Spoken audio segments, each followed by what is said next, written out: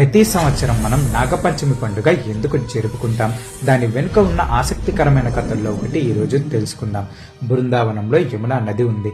కానీ ఆ నదిలోకి కాలేయుడు అనే భయంకరమైన నాగరాజు తన విషాన్ని చిమ్మి నీళ్ళని నల్లగా మార్చేశాడు.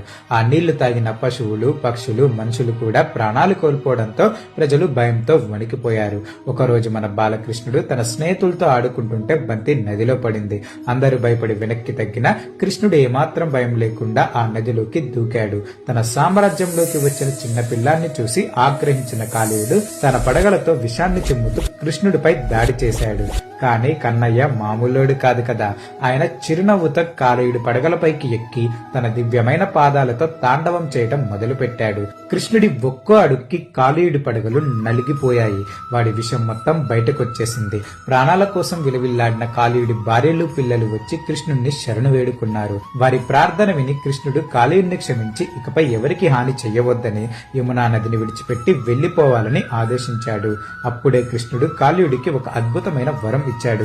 ఇకపై శ్రావణ శుద్ధ పంచమి నాడు నిన్ను భక్తితో పూజించిన వారికి సర్ప